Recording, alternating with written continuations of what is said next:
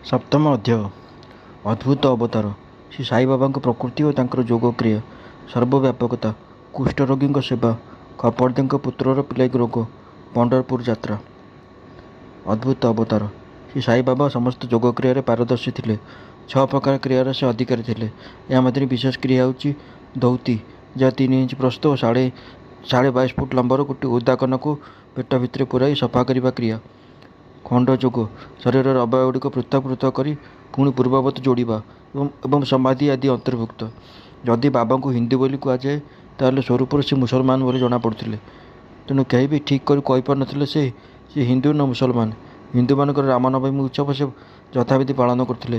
ଏହା ସହିତ ମୁସଲମାନମାନଙ୍କର ଚନ୍ଦନ ଉତ୍ସବରେ ଅଂଶଗ୍ରହଣ କରୁଥିବା ମଲ୍ଲଯୋଦ୍ଧାମାନଙ୍କୁ ସେ ପ୍ରୋତ୍ସାହିତ କରୁଥିଲେ ଏବଂ ବିଜେତାମାନଙ୍କୁ ପୁରସ୍କୃତ କରୁଥିଲେ।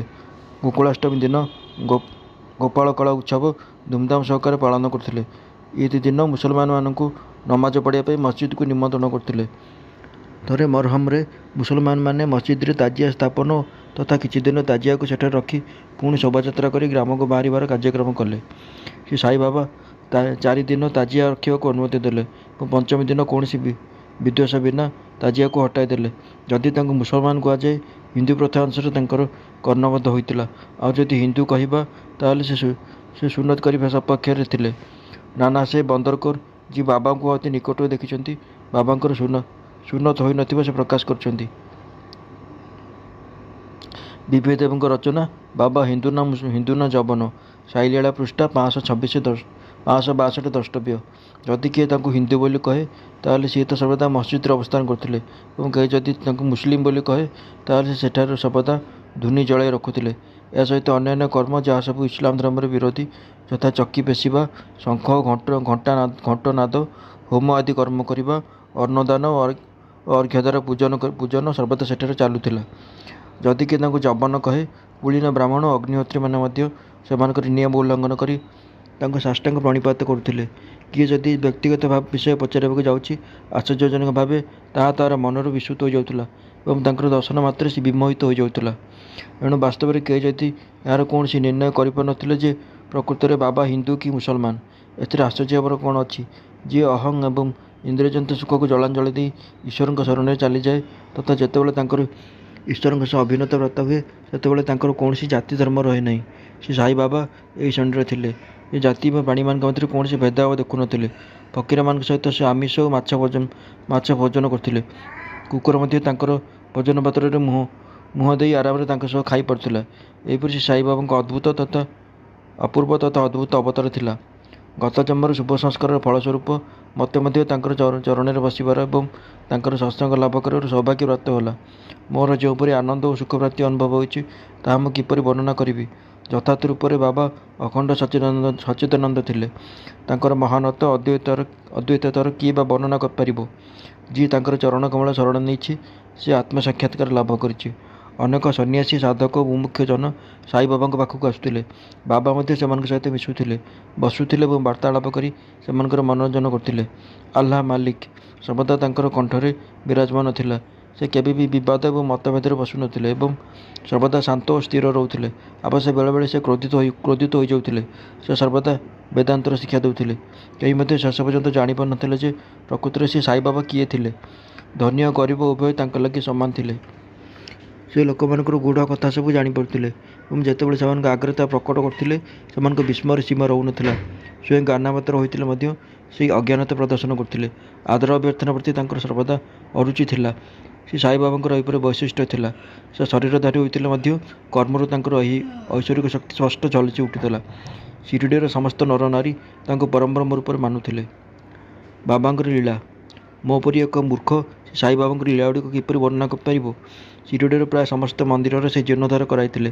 ତାତ୍ୟା ପାଟିଲଙ୍କ ଦ୍ୱାରା ଶନି, ଗଣପତି, ଶଙ୍କର, ପାର୍ବତୀ, ଗ୍ରାମ୍ୟ ଦେବତା ଓ ହନୁମାନ ମନ୍ଦିର ମରାମତି କରାଗଲା।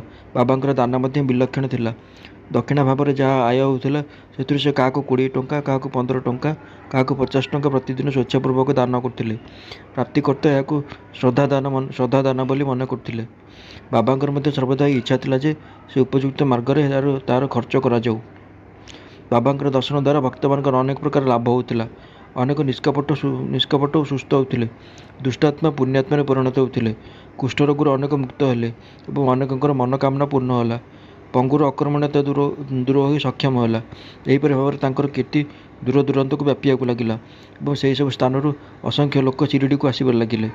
ବାବା ସର୍ବଦା ଧୂନି ପାଖରେ ଆସନ ପକାଇ ବସି ରହୁଥିଲେ ଏବଂ ସେଠାରେ ବିଶ୍ରାମ କରୁଥିଲେ। ସେ କେବେ ସ୍ନାନ କରୁଥିଲେ ଓ କେବେ କେବେ ସ୍ନାନ ନ କରି ମଧ୍ୟ ସମାଧିରେ ଲୀନ ରହୁଥିଲେ।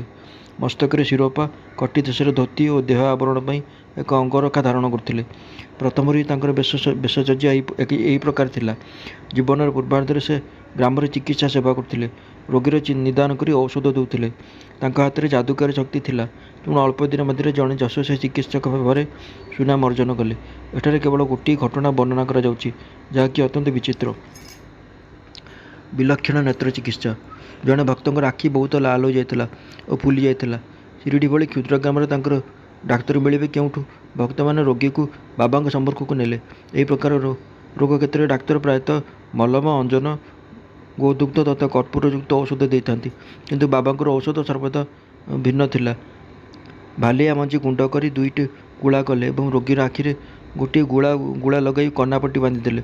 ପରଦିନ ପଟି କାଢ଼ି ପାଣି ଛାଟ ଦିଆଗଲା। ଏହାପରେ ଫୁଲା କମିଗଲା ଏବଂ ଆଖି ପ୍ରାୟତଃ ନିରୋଗ ହୋଇଗଲା। ଆଖି ଶରୀରର ଏକ ସୁକୋମଳ ଅଙ୍ଗ, କିନ୍ତୁ ବାବାଙ୍କ ଔଷଧରୁ କିଛି କ୍ଷତି ହେଲା ନାହିଁ, ବରଂ ଆଖିର ପୀଡ଼ା ମଧ୍ୟ ଦୂର ହୋଇଗଲା। ଏହି ପ୍ରକାର ଅନେକ ରୋଗୀ ନିରୋଗ ହୋଇଥିଲେ। ଏଠାରେ ତ ଉଦାହରଣ ସ୍ୱରୂପ ଗୋଟିଏ ଘଟଣା ବର୍ଣ୍ଣନା କରାଗଲା। ବାବାଙ୍କର ଯୋଗକ୍ରିୟା। ବାବା ସମସ୍ତ ପ୍ରକାର ଯୋଗକ୍ରିୟାର ଅଧିକାରୀ ଥିଲେ। ସେଥିରୁ କେବଳ 2ଟିର ଉଲ୍ଲେଖ ଏଠାରେ କରାଯାଉଛି। ଧୌତି କ୍ରିୟା। ପ୍ରତି 3 ଦିନରେ ଥରେ ବାବା ମସଜିଦରୁ ଯଥେଷ୍ଟ ଦୂରରେ ଏକ ବଟବୃକ୍ଷ ମୂଳରେ ଏହି କ୍ରିୟା କରୁଥିଲେ। ଥରେ ଲୋକମାନେ ଦେଖିଲେ ଯେ ସେ ତାଙ୍କର ଅନ୍ତଃଭୁଜୁଳା ଉଦରରୁ ବାହାର କରି ତାହାକୁ ଚାରିପଟୁ ସଫା କଲେ ଏବଂ ନିକଟସ୍ଥ ଗଛ ମୂଳରେ ଶୁଖିବାକୁ ରଖିଦେଲେ। ଶିରିଡ଼ିରେ ଏହି ଘଟଣା ଦେଖିଥିବା ଲୋକ ଏବେ ବି ଜୀବିତ ଅଛନ୍ତି। ସେ ଏକଥର ପରୀକ୍ଷା ମଧ୍ୟ କରିଥିଲେ। ସାଧାରଣ ଧୌତି କ୍ରିୟା ପ୍ରାୟ 3 ଇଞ୍ଚ ଚଉଡ଼ା ଓ 22.5 ଫୁଟ ଲମ୍ବର ଏକ ଓଦା କପଡ଼ା ସାହାଯ୍ୟରେ କରାଯାଏ। ଏହି କପଡ଼ାକୁ ପାଟି ଦେଇ ପେଟ ଯାଏଁ ପୂରାଇ ଦିଆଯାଏ ଏବଂ ପରେ ଅଧଘଣ୍ଟା ପର୍ଯ୍ୟନ୍ତ ସେହିପରି ରଖାଯାଏ। ଏହାପରେ ତାକୁ ପୁଣି ବାହାରକୁ କାଢ଼ି ଅଣାଯାଏ। କିନ୍ତୁ ବାବାଙ୍କର ଉପରୋକ୍ତ ଧୌତି କ୍ରିୟା ବିଚିତ୍ର ଏବଂ ଅସାଧାରଣ ଥିଲା। ଖଣ୍ଡଯୋଗ। ଦିନେ ବାବା ତାଙ୍କ ଶରୀରର ଭିନ୍ନ ଭିନ୍ନ ଅବୟବଗୁଡ଼ିକୁ ପୃଥକ ପୃଥକ କରି ମସଜିଦର ଭିନ୍ନ ଭିନ୍ନ ସ୍ଥାନରେ ରଖିଦେଲେ। ଅକସ୍ମାତ୍ ସେହିଦିନ ଜଣେ ବ୍ୟକ୍ତି ମସଜିଦରେ ପହଞ୍ଚିଲେ ଏବଂ ମନୁଷ୍ୟ ଅଙ୍ଗ ପ୍ରତ୍ୟଙ୍ଗଗୁଡ଼ିକ ଏଠି ସେଠି ପଡ଼ିଥିବାର ଦେଖି ଭୟଭୀତ ହୋଇଗଲେ। ସେ ମନରେ ଭାବିଲେ ଯେ ବାବାଙ୍କୁ କିଏ ହତ୍ୟା କରି ଖଣ୍ଡ ଖଣ୍ଡ କରି ପକାଇ ଦେଇଛି। ତେଣୁ ସେ ସେଠାରୁ ଫେରି ଗ୍ରାମ ମୁଖିଆଙ୍କୁ ଏହି ସୂଚନା ଦେବାକୁ ସ୍ଥିର କଲେ। କିନ୍ତୁ ଖବର ଦେବା ଲୋକ ହିଁ ଅଡ଼ୁଆରେ ପଡ଼ିବ, ଏକଥା ପୁଣି ମନ ଭିତରକୁ ଆସିବାରୁ ସେ ନୀରବ ରହିଲେ। ପରଦିନ ଯେତେବେଳେ ମସଜିଦକୁ ଗଲେ, ପୂର୍ବବତ୍ ବାବାଙ୍କୁ ହୃଷ୍ଟପୃଷ୍ଟ ଓ ସୁସ୍ଥ ଶରୀର ଦେଖି ତାଙ୍କ ବିସ୍ମୟର ସୀମା ରହିଲା ନାହିଁ। ତାଙ୍କୁ ଲାଗିଲା ପୂର୍ବଦିନ ସେ ଯାହା ଦେଖିଥିଲେ ତାହା କ'ଣ ସ୍ୱପ୍ନ ଥିଲା? ବାବା ବାଲ୍ୟାବସ୍ଥାରୁ ହିଁ ଯୋଗକ୍ରିୟା କରୁଥିଲେ ଏବଂ ତାଙ୍କର ଯେଉଁ ଅବସ୍ଥା ରାତି ହୋଇଥିଲା ତାହାର ଜ୍ଞାନ କାହାକୁ ମଧ୍ୟ ଜ୍ଞାତ ନଥିଲା। ଚିକିତ୍ସା ନାମରେ ସେ କେବେ କାହାଠାରୁ ଗୋଟିଏ ପଇସା ନେଉନଥିଲେ। ତାଙ୍କର ଏପରି ଲୋକବତ୍ସଳ ଗୁଣ ଯୋଗୁଁ ତାଙ୍କର କୀର୍ତ୍ତି ଦୂର ଦୂରାନ୍ତ ପର୍ଯ୍ୟନ୍ତ ବ୍ୟାପିବାକୁ ଲାଗିଲା। ସେ ଅନେକ ଗରିବ ଓ ରୋଗୀଙ୍କୁ ଉତ୍ତମ ସ୍ୱାସ୍ଥ୍ୟ ପ୍ରଦାନ କଲେ। ଚିକିତ୍ସକଙ୍କ ମଧ୍ୟରେ ଚିକିତ୍ସକ ଏହି ମହାପୁରୁଷ ଜଣକ କେବେ ବି ନିଜର ସ୍ୱାର୍ଥକତା ଚିନ୍ତା ନ କରି ଅନେକ ବିଘ୍ନର ସମ୍ମୁଖୀନ ହେଉଥିଲେ ତଥା ନିଜ ଅସହ୍ୟ ବେଦନା ଏବଂ କଷ୍ଟ ସହି ସର୍ବଦା ଅନ୍ୟର ମଙ୍ଗଳ କରୁଥିଲେ ଏବଂ ସେମାନଙ୍କ ବିପତ୍ତିରେ ସହାୟତା କରୁଥିଲେ। ସର୍ବଦା ପରର କଲ୍ୟାଣ ନିମିତ୍ତ ସେ ଚିନ୍ତିତ ରହୁଥିଲେ। ଏପରି ଏକ ଘଟଣା ନିମ୍ନରେ ଉଲ୍ଲେଖ କରାଯାଉଛି, ଯାହାକି ତାଙ୍କର ସର୍ବବ୍ୟାପକତା ଏବଂ ମହାନ ଦୟାଳୁ ଭାବର ପରିଚୟ ଦିଏ। 1910 ମସିହାରେ ଦୀପାବଳିର ଶୁଭ ଅବସରରେ ବାବା ଧୂନି ପାଖରେ ବସି ଅଗ୍ନିତାପ ଗ୍ରହଣ କରୁଥିଲେ ଏବଂ ଧୂନିରେ କାଠଖଣ୍ଡମାନ ପକାଇ ଚାଲିଥିଲେ। ଧୂନି ଜୋରରେ ଜଳୁଥିଲା। କିଛି ସମୟ ପରେ ସେ କାଠ ପକାଇବା ବଦଳରେ ନିଜର ହାତ ଧୂନିରେ ପୂରାଇ ଦେଲେ। ହାତ ଶୋଚନୀୟ ଭାବରେ ପୋଡ଼ିଗଲା। ପାଖରେ ଥିବା ସହାୟକ ମାଧବ ଏବଂ ମାଧବରାଓ ଦେଶପାଣ୍ଡେ ବ୍ୟସ୍ତ ହୋଇଉଠି ବାବାଙ୍କୁ ଭିଡ଼ି ଧରି ଆଣିଲେ। ମାଧବରାଓ କହିଲେ, ହେ ଦେବ, ଆପଣ ଏ କ'ଣ କଲେ? ବାବା ପ୍ରକୃତିସ୍ଥ ହୋଇ କହିଲେ, କିଛି ଦୂରରେ ଜଣେ କମାରର ପତ୍ନୀ ଯେତେବେଳେ ଚୁଲି ଲଗାଉଥିଲା, ତା'ର ସ୍ୱାମୀର ଡାକ ଶୁଣି ହଠାତ୍ ଉଠିଲା ବେଳକୁ ଅଣ୍ଟାରେ ବନ୍ଧା ହୋଇଥିବା ତା'ର ଶିଶୁଟି ଚୁଲି ଭିତରେ ଗଳି ପଡ଼ିଲା। ମୁଁ ତତ୍କ୍ଷଣାତ୍ ହାତ ପୁରାଇ ଶିଶୁଟିର ଜୀବନ ରକ୍ଷା କଲି। ମୋର ହାତ ପୋଡ଼ିଯିବାର କୌଣସି ଦୁଃଖ ନାହିଁ, କିନ୍ତୁ ଏକ ନିରୀହ ଶିଶୁର ଜୀବନ ଯେ ରହିଗଲା, ଏହା ମୋତେ ଅତୀବ ସନ୍ତୋଷ ଦେଉଛି। କୁଷ୍ଠରୋଗୀଙ୍କ ସେବା। ମାଧବରାଓ ଦେଶପାଣ୍ଡେ ବା ଶ୍ୟାମାଙ୍କଠାରୁ ବାବାଙ୍କର ହାତ ଦଗ୍ଧୀଭୂତ ହେବା ଖବର ପାଇ ନାନାସାହେବ ଚନ୍ଦରକର ମୁମ୍ବାଇର ପ୍ରସିଦ୍ଧ ଡାକ୍ତର ପରମାନନ୍ଦଙ୍କ ସହିତ ଔଷଧ, ପ୍ରଲେପ, ପଟି ଆଦି ସାଙ୍ଗରେ ଧରି ଶିରିଡ଼ିରେ ପହଞ୍ଚିଲେ। ସେ ବାବାଙ୍କୁ ଡାକ୍ତର ପରମାନନ୍ଦଙ୍କ ଦ୍ୱାରା ଚିକିତ୍ସା କରାଇବାକୁ ତଥା କ୍ଷତ ସ୍ଥାନରେ ଔଷଧ ଲଗାଇବାକୁ ଅନୁମତି ମାଗିଲେ, କିନ୍ତୁ ବାବା ଏହାକୁ ପ୍ରତ୍ୟାଖ୍ୟାନ କରିଦେଲେ। କୁଷ୍ଠରୋଗାକ୍ରାନ୍ତ ଉକ୍ତ ଭାଗୋଜୀ ସିନ୍ଧେ କ୍ଷତ ସ୍ଥାନରେ ପଟି ବାନ୍ଧି ଦେଉଥିଲେ।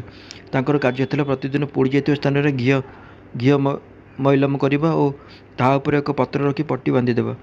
ଘା ଶୀଘ୍ର ଭଲ ହୋଇଯିବା ଆଶାରେ ନାନା ସାହେବ ବନ୍ଦରକର ପଟିକୁ ହଟାଇ ଦେଇ ଡାକ୍ତର ପରମାନନ୍ଦଙ୍କ ଦ୍ୱାରା ଚିକିତ୍ସା କରାଇବା ପାଇଁ ବାବାଙ୍କୁ ବିନତି କଲେ। ଏପରିକି ଡାକ୍ତର ପରମାନନ୍ଦ ମଧ୍ୟ ଅନେକ ଥର ପ୍ରାର୍ଥନା କଲେ, କିନ୍ତୁ ବାବା ସେମାନଙ୍କ ଅନୁରୋଧକୁ ଏଡ଼ାଇ ଦେଇ କହିଲେ, ଆଲ୍ଲା ହିଁ ମୋର ଡାକ୍ତର। ହାତର ପରୀକ୍ଷା କରିବାକୁ ମଧ୍ୟ ସେ ଆଗ୍ରହ କରିଦେଲେ। ଡକ୍ଟର ପରମାନନ୍ଦଙ୍କ ଔଷଧ ପେଡ଼ି ଶିରିଡ଼ିର ବାୟୁମଣ୍ଡଳରେ ଖୋଲାଯାଇପାରିଲା ନାହିଁ କି ତା'ର ବ୍ୟବହାର ହୋଇପାରିଲା ନାହିଁ। ତଥାପି ଡାକ୍ତର ଜଣଙ୍କର ପରମ ସୌଭାଗ୍ୟ ଥିଲା, ଯେଉଁ କାରଣରୁ ସେ ବାବାଙ୍କର ଦର୍ଶନ ଲାଭର ସୁଯୋଗ ପାଇଲେ। ଭାଗବତଜୀଙ୍କୁ ଔଷଧ ଲଗାଇବାର ଅନୁମତି ମିଳିଲା। କିଛି ସମୟ ପରେ ଯେତେବେଳେ ଘା ଠିକ୍ ହୋଇଗଲା, ସମସ୍ତ ଭକ୍ତ ଖୁସି ହୋଇଗଲେ, କିନ୍ତୁ ଆହୁରି କିଛି ପୀଡ଼ା ବାକି ରହିଛି କି ନାହିଁ ତାହା କେହି ଜାଣୁନଥିଲେ। ପ୍ରତିଦିନ ଘିଅରେ ହାତ ମାଲିସ ହେଉଥିଲା ଏବଂ ପୁଣି କଷିକରି ପଟି ବାନ୍ଧିବା ଏହି କାର୍ଯ୍ୟ ଶ୍ରୀ ସାଇବାବାଙ୍କ ସମାଧି ପର୍ଯ୍ୟନ୍ତ ପ୍ରତ୍ୟହ ଚାଲିଥିଲା।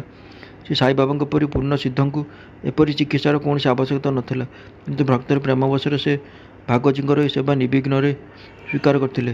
ଯେତେବେଳେ ବାବା ଲେଣ୍ଡିକୁ ଯାଉଥିଲେ, ଭାଗବତଜୀ ଛତା ଧରି ତାଙ୍କ ସହ ଯାଉଥିଲେ। ପ୍ରତିଦିନ ସକାଳେ ଯେତେବେଳେ ବାବା ଧୁନି ପାଖରେ ବିରାଜମାନ କରୁଥିଲେ, ଭାଗବତଜୀ ସେଠାରେ ପ୍ରଥମରୁ ଉପସ୍ଥିତ ରହି ନିଜର କାର୍ଯ୍ୟ ଆରମ୍ଭ କରିଦେଉଥିଲେ। ଭାଗବତଜୀ ପୂର୍ବଜନ୍ମରେ ଅନେକ ପାପକର୍ମ କରିଥିଲେ। ଏ କାରଣରୁ ସେ କୁଷ୍ଠରୋଗରେ ପୀଡ଼ିତ ଥିଲେ। ତାଙ୍କର ଆଙ୍ଗୁଠି ନଷ୍ଟ ହୋଇଯାଇଥିଲା ଏବଂ ଶରୀର ପୋକମାଛିରେ ଭର୍ତ୍ତି ହୋଇ ଉତ୍କଟ ଗନ୍ଧ ହେଉଥିଲା। ଯଦିଓ ବାହ୍ୟ ଦୃଷ୍ଟିରେ ସେ ଦୁର୍ଭାଗ୍ୟ ପ୍ରତୀତ ହେଉଥିଲେ, ବାବାଙ୍କର ପ୍ରଧାନ ସେବକ ହୋଇଥିବା କାରଣରୁ ହିଁ ସେ ପ୍ରକୃତିରେ ଅଧିକ ଭାଗ୍ୟଶାଳୀ ତଥା ସୁଖୀ ଥିଲେ। ବାବାଙ୍କର ସାନ୍ନିଧ୍ୟ ସେ ପୂର୍ଣ୍ଣ ମାତ୍ରାରେ ଲାଭ କରିଥିଲେ। ବାଳକ ଖପରଦେର ପ୍ଲେଗ ରୋଗ। ଏବେ ବାବାଙ୍କର ଆଉ ଏକ ଅଦ୍ଭୁତ ଲୀଳା ବର୍ଣ୍ଣନା କରୁଛି। ଅମରାବତୀର ଦାଦାସାହେବ ଖପରଦେଙ୍କ ପତ୍ନୀ ଶ୍ରୀମତୀ ଖପରଦେ ତାଙ୍କର ଶିଶୁପୁତ୍ର ସହିତ ଶିରିଡ଼ିରେ ଥିଲେ। ଏ ସମୟରେ ପୁତ୍ରକୁ ଜ୍ୱର ହେଲା ଓ ତାପରେ ସେ ପ୍ଲେଗରେ ଆକ୍ରାନ୍ତ ହୋଇଗଲା। ଶ୍ରୀମତୀ ଖପରଦେ ଛାନିଆ ହୋଇ ବିବ୍ରତ ଜଣାପଡ଼ିଲେ ଏବଂ ଅମରାବତୀ ଫେରିଯିବାକୁ ସ୍ଥିର କଲେ। ସନ୍ଧ୍ୟାରେ ଯେତେବେଳେ ବାବା ବାୟୁ ସେବନ ପାଇଁ ୱାଡ଼ା ଏବେ ସମାଧି ମନ୍ଦିର ଅଭିମୁଖେ ଆସୁଥିଲେ, ସେତେବେଳେ ବାବାଙ୍କୁ ଶିରିଡ଼ି ଛାଡ଼ିବାକୁ ଅନୁମତି ଭିକ୍ଷା କରି ଥରିଲା କଣ୍ଠରେ ସେ କହିଲେ ଯେ ତାଙ୍କର ପୁତ୍ର ପ୍ଲେଗ ରୋଗ ଆକ୍ରାନ୍ତ ହୋଇଛି, ତେଣୁ ସେ ଘରକୁ ଫେରିବାକୁ ଚାହୁଁଛନ୍ତି। ବଡ଼ ହାଲୁକା ଭାବରେ ବାବା ଏହାର ସମାଧାନ କରି କହିଲେ, ଆକାଶରେ ଏବେ ମେଘ ଢାଙ୍କିଛି, ତାହା ହଟିବା ପରେ ଆକାଶ ପୁଣି ସ୍ୱଚ୍ଛ ହୋଇଯିବ। ଏହା କହି ସେ କଟି ଦେଶ ପର୍ଯ୍ୟନ୍ତ କଫନି ଉଠାଇଦେଲେ ଏବଂ ଉପସ୍ଥିତ ଭକ୍ତମାନଙ୍କୁ ଅଣ୍ଡାକୃତିର ଚାରୋଟି ବଥ ଦେଖାଇ କହିଲେ, ଦେଖ, ଭକ୍ତମାନଙ୍କ ପାଇଁ ମୋତେ କେତେ କଷ୍ଟ ସହ୍ୟ କରିବାକୁ ପଡ଼ୁଛି। ସେମାନଙ୍କର କଷ୍ଟ ମୋର ଅଟେ। ଏ ବିଚିତ୍ର ତଥା ଅସାଧାରଣ ଲୀଳା ଦେଖି ଲୋକଙ୍କ ମନରେ ବିଶ୍ୱାସ ହେଲା ଯେ ଏ ସନ୍ଥଙ୍କୁ ତାଙ୍କର ଭକ୍ତଙ୍କ ପାଇଁ କେତେ କଷ୍ଟ ସହ୍ୟ କରିବାକୁ ପଡ଼ୁଛି। ସନ୍ଥଙ୍କର ହୃଦୟ ମହମଠାରୁ ମଧ୍ୟ ତରଳ ତଥା ଲହୁଣୀ ସଦୃଶ କୋମଳ ଅଟେ। ସେମାନେ ନିଃସ୍ୱାର୍ଥ ଭାବରେ ଭକ୍ତମାନଙ୍କୁ ପ୍ରେମ କରନ୍ତି ଏବଂ ନିଜର ସମ୍ପର୍କୀୟ ବିଚାର କରନ୍ତି। ପଣ୍ଡରପୁର ଯାତ୍ରା ଓ ନିବାସ। ବାବା ତାଙ୍କର ଭକ୍ତମାନଙ୍କୁ କେତେ ପ୍ରେମ କରୁଥିଲେ ଏବଂ କେଉଁପରି ସେମାନଙ୍କର ସମସ୍ତ ଇଚ୍ଛା ତଥା ଖବରକୁ ପୂର୍ବରୁ ହିଁ ଜାଣିପାରୁଥିଲେ, ତାହାର ବର୍ଣ୍ଣନା କରି ଏହି ଅଧ୍ୟାୟ ସମାପ୍ତ କରୁଛି। ନାନା ସାହେବ ବନ୍ଦରକର ବାବାଙ୍କର ଜଣେ ପରମ ଭକ୍ତ ଥିଲେ। ସେ ଖାନ୍ ଦେଶର ମାମଲତକାର ଥିଲେ। ତାଙ୍କର ପଣ୍ଡରପୁରକୁ ବଦଳି ହେଲା, ତଥା ଶ୍ରୀ ସାଇବାବାଙ୍କ ପ୍ରତି ତାଙ୍କର ଭକ୍ତି ଏପରି ଫଳଦାୟୀ ହେଲା। ପଣ୍ଡରପୁରକୁ ମର୍ତ୍ତ୍ୟର ବୈକୁଣ୍ଠ ବୋଲି ମନେ କରାଯାଏ। ଚନ୍ଦରକର ଏଥିରେ ବଡ଼ ଖୁସି ହୋଇ ଶୀଘ୍ର ନୂତନ ଦାୟିତ୍ୱ ଗ୍ରହଣ କରିବାକୁ ବାହାରିଲେ ଏବଂ ଯିବା ପୂର୍ବରୁ ବାବାଙ୍କର ଦର୍ଶନ ଓ ଆଶୀର୍ବାଦ ନିମିତ୍ତ ଶିରିଡ଼ି ଗଲେ। ଶିରିଡ଼ିରୁ ସେ ପଣ୍ଡରପୁର ଓ ବାବାଙ୍କୁ ତାଙ୍କର ବିଠୋବା ମନେ କରୁଥିଲେ। ଯାହା ବି ହେଉ, ବଦଳିର ସୂଚନା ସେ କାହାକୁ ଦେଇନଥିଲେ ଏବଂ ଯଥାଶୀଘ୍ର ଶିରିଡ଼ିରେ ପହଞ୍ଚି ବାବାଙ୍କର ଆଶୀର୍ବାଦ ନେଇ ପଣ୍ଡରପୁର ଯାତ୍ରା କରିବାକୁ ସ୍ଥିର କରିଥିଲେ। ମାତ୍ର ବାବାଙ୍କ ପାଖରେ କ'ଣ ଲୁଚି ରହିବ? ସିଏ ତ ସର୍ବଜ୍ଞ। ଯେମିତି ନାନା ସାହେବ ଶିରିଡ଼ିର ଅନତି ଦୂରରେ ନିମଗାଁଓ ପାଖାପାଖି ହୋଇଛନ୍ତି, ବାବା ଏହି ସମୟରେ ମହଲସାପତି ଅପ୍ପା ସିନ୍ଧେ ଓ କାଶୀରାମଙ୍କ ସହିତ ଦ୍ୱାରକାମାଇରେ ବାର୍ତ୍ତାଳାପ କରୁଥିଲେ। ହଠାତ୍ ନୀରବତା ଖେଳିଗଲା ଏବଂ ବାବା କହିଲେ, ଆସ, ଚାରିଜଣ ମିଶି ଭଜନ ବୋଲିବା। ପଣ୍ଡରପୁରର ଦ୍ୱାର ଖୋଲିଯାଇଛି। ପ୍ରେମପୂର୍ବକ ହିଁ ଭଜନ ଗାଇବା।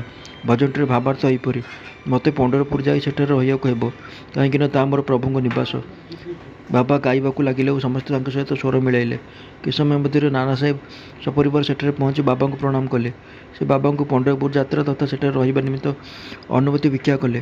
ପାଠକଗଣ, ଏବେ ଦେଖନ୍ତୁ, ସେହି ପ୍ରାର୍ଥନାର କି ଆବଶ୍ୟକତା ଥିଲା? ଭକ୍ତଗଣ ନାନା ସାହେବଙ୍କୁ କହିଲେ କି ବାବା ପଣ୍ଡରପୁର ନିବାସ କଥା ଆଗରୁ କହିସାରିଥିଲେ। ଏହା ଶୁଣି ନାନା ସାହେବ ବିହ୍ୱଳିତ ହୋଇ ବାବାଙ୍କ ଶ୍ରୀଚରଣରେ ଲୋଟି ପଡ଼ିଲେ ତଥା ବାବାଙ୍କ ଅନୁମତି, ଉଦି ଏବଂ ଆଶୀର୍ବାଦ ନେଇ ପଣ୍ଡରପୁର ଯାତ୍ରା କଲେ।